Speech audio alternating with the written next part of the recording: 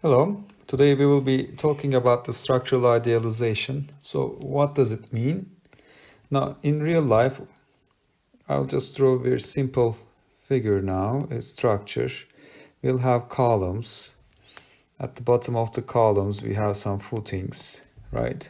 We have beams and another column, if another footing.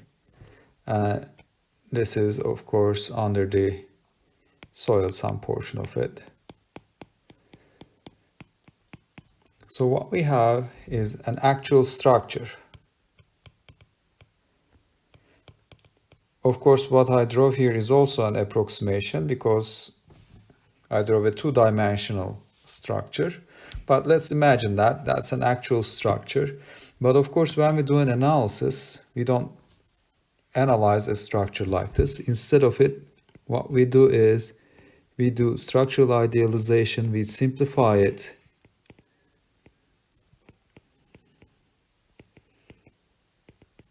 And from it, we generate a mathematical model. And right now, the tools that we have in our mathematical model are what we will be calling the frame elements. So this is the mathematical model.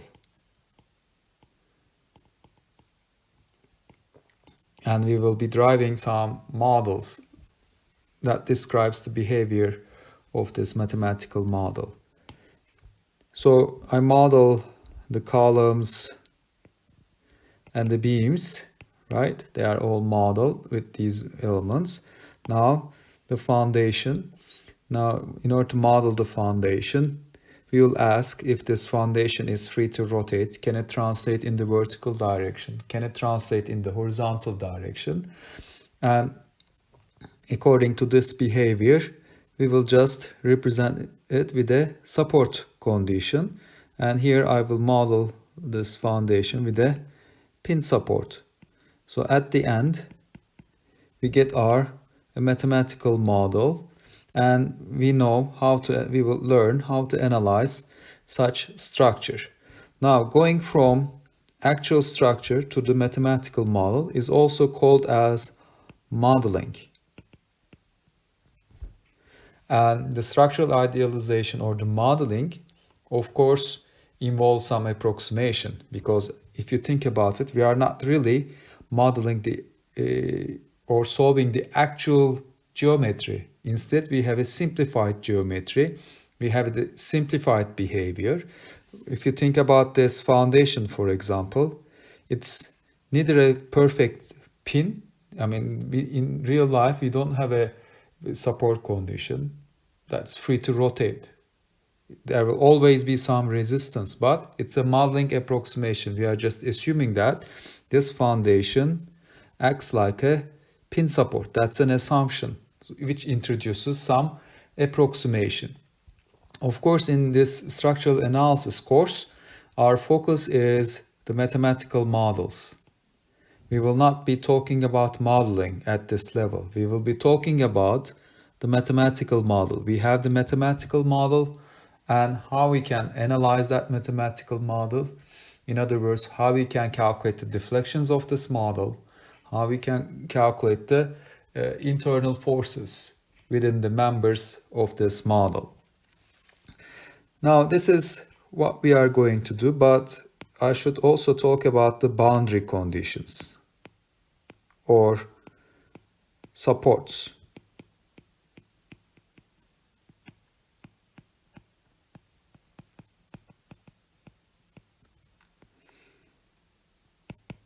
Now, in the statics class, you see the types of supports, but you discuss the type of support in terms of forces. For example, the pin support, you say that the moment is equal to 0. We have the reaction forces in the x and y directions. That's the way you were thinking. Now, from now on, that's not the way we will think, okay?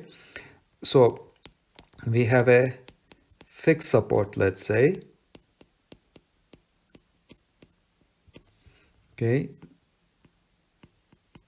So this is the way we show the fixed support.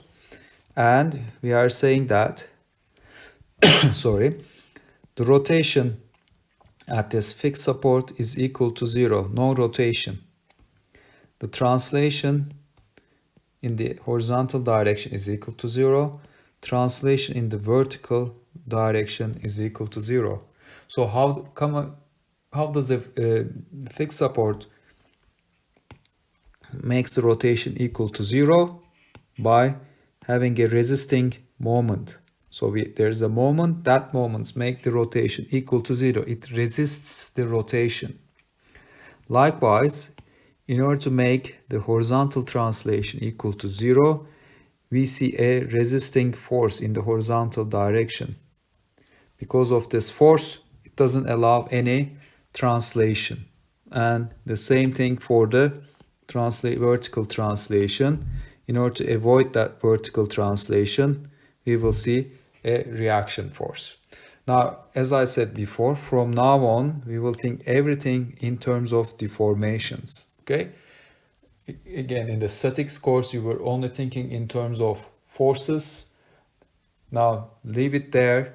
Here, we will always be thinking about the deformation. So when I say a fixed support, this is what you're going to think. No rotation, no translation in vertical and horizontal directions. Now we can have a pin support.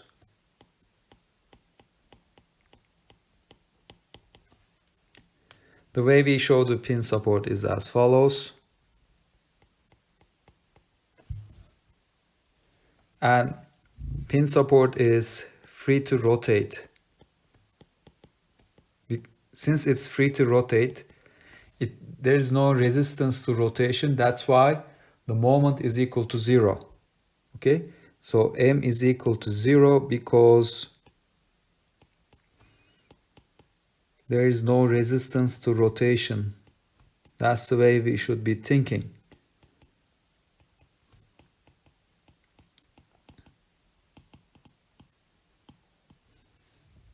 The pin support doesn't allow any translation in the x direction.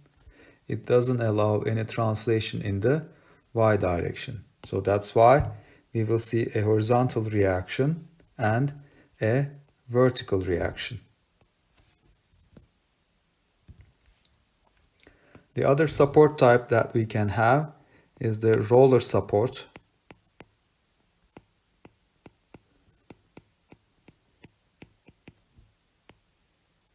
We sometimes show it with a triangle with two circles underneath, or sometimes we can represent it like that. So that's a roller support. It is free to rotate as well as it's free to translate. So it can only resist force in the vertical direction or in the direction that's shown here. So delta y, according to this representation, is equal to 0. In order to make the vertical translation, in order to keep the vertical translation equal to 0, we must have a vertical force. I can show a roller support like that.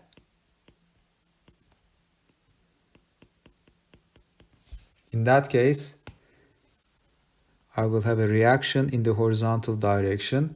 So this roller support, free to move or free to translate in y direction. And we have the horizontal force in the x direction. So these are the main support types. I can only generate more depending on, I can have a fixed roller.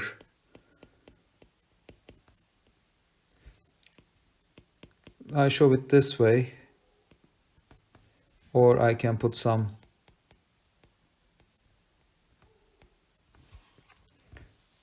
circles here. And this type of support says that no rotation, so rotation is equal to 0, and the translation in x is equal to 0, and this is free to move in y direction. So the reaction forces, in order to keep the rotation equal to 0, there must be a moment. And in order to keep the horizontal translation equal to 0, I should have a force. So in two dimensions, in two-dimensional structure, these are the main types of the supports. I should also talk about an internal hinge, and that's the way we show it.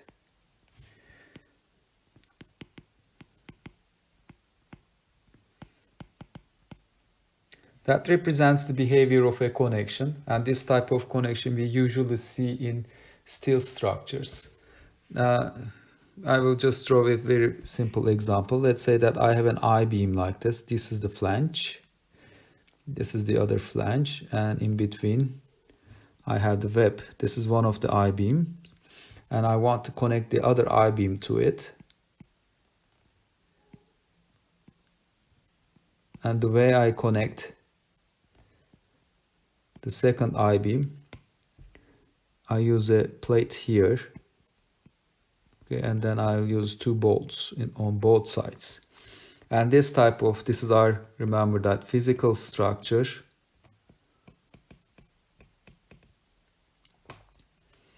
And the way I model it is as follows. I have a beam element that represents the first I-beam.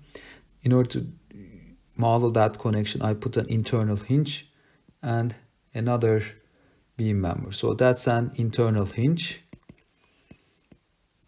What does it describe? Internally tells me that this rotation and this rotation can be different, and these both members are free to rotate. Okay, so this is member 1, this is member 2.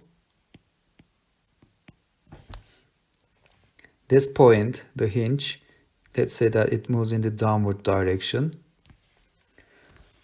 So both ends of these two members must move the same amount,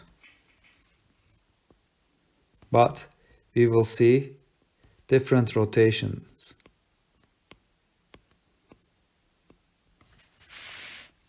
So if I put a label here, B, A, C, so since these two ends are free to rotate,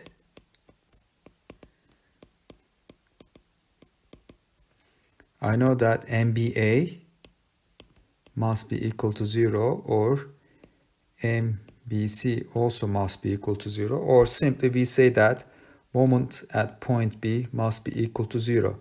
Why 0? Because this point is free to rotate. Let me draw the same member one more time. What will happen? How does it deform if we don't have a hinge over there? Let's say that point A, point B, and point C. And again, let's say that point B moves in the downward direction by delta amount. So what would be the deformation? What type of deformed shape would I see? So this should be the deformation. So at this point, I should have the same rotation.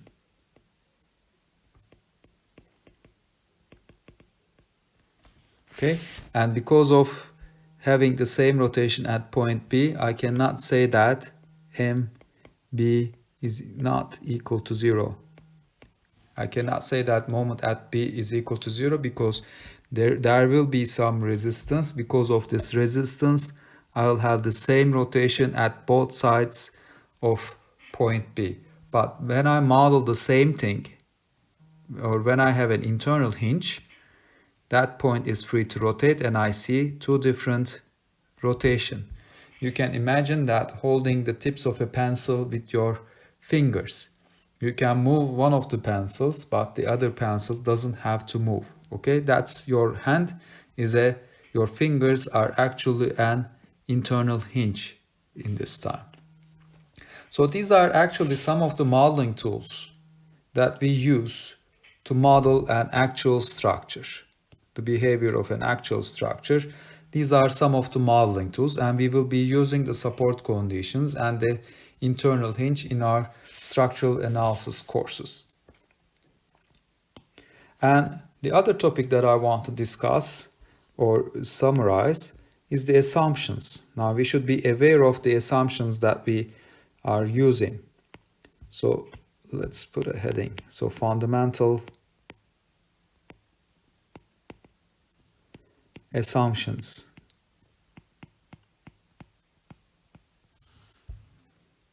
Of linear first order static analysis. Yes, we call this course the structural analysis course, but what we are seeing here is a linear analysis, first order analysis, and static analysis. So let me explain what these three terms are. So let's start from the static case. We know what it is, but let me repeat one more time. Our assumption is the structure is at rest.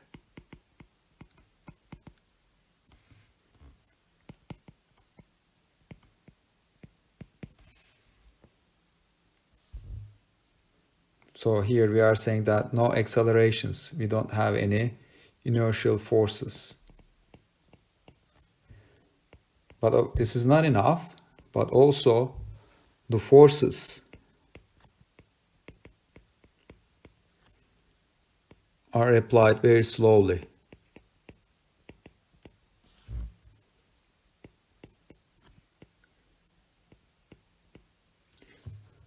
So that the inertial forces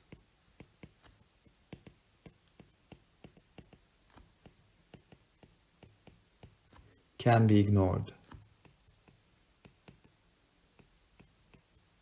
So these are the main assumptions of the static structure, no acceleration in the structure, and also the applied load doesn't cause any accelerations. The other assumption, we are assuming linear behavior, which means that the relationship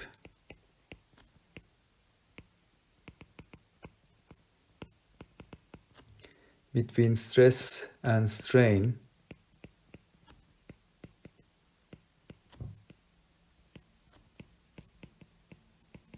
is linear. Actually, what we are saying here is, let's imagine that I have a structure.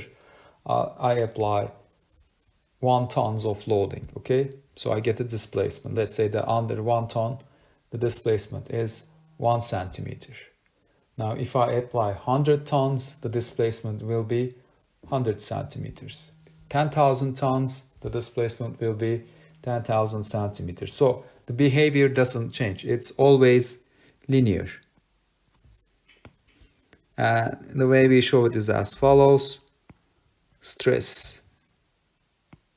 We have the strain here, and it's always linear.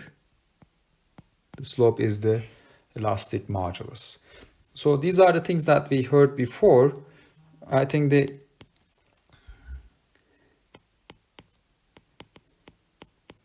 thing that maybe we are not familiar with is the first order analysis. Now, what does first order mean? All the equations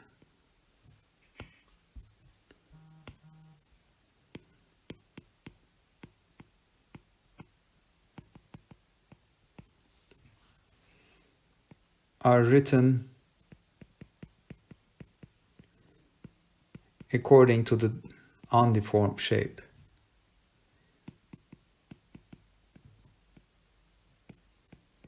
This is very simplifying approach. So we look at the structure at the undeformed state.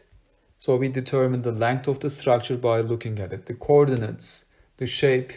So everything is determined by looking at the undeformed shape.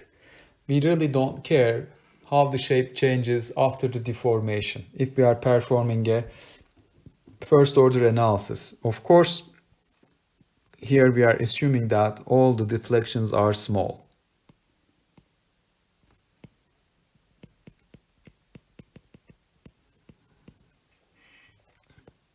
Okay, and the other thing that we say here, now let's say that I have a beam and this point moved in the upward direction here, this one moved here, and it has some rotation. So due to that rotations, I see a deformed shape as follows.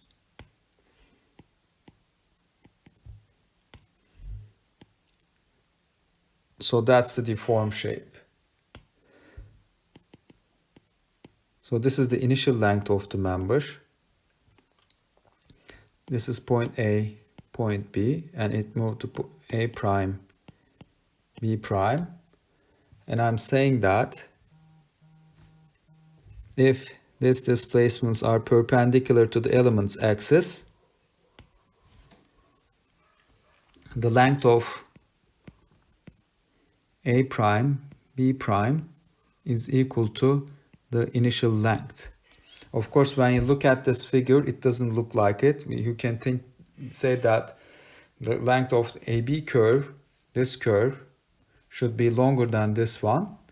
Yes, but when you assume that the first order analysis, when you assume small deflection, this is what we are saying. So what I draw here is actually a bending deformation. And we are saying that the bending deformation doesn't cause any length change in the member. The length change in the member is only caused by axial forces. Let's assume that I have an axial force on this member. And we are saying that due to the axial force, we have a longer structure and the amount of elongation is equal to delta. But when we calculate or when we write the relationship, delta is equal to P times L times E times A. You remember this equation from the strength of materials. This L is actually the length of this member or the undeformed length of that member. Okay? Remember, we are writing everything or by using the undeformed state. So these are the main assumptions, and from now on we will be talking about these, or all the methods that we are going to talk about assumes static, linear and first order analysis.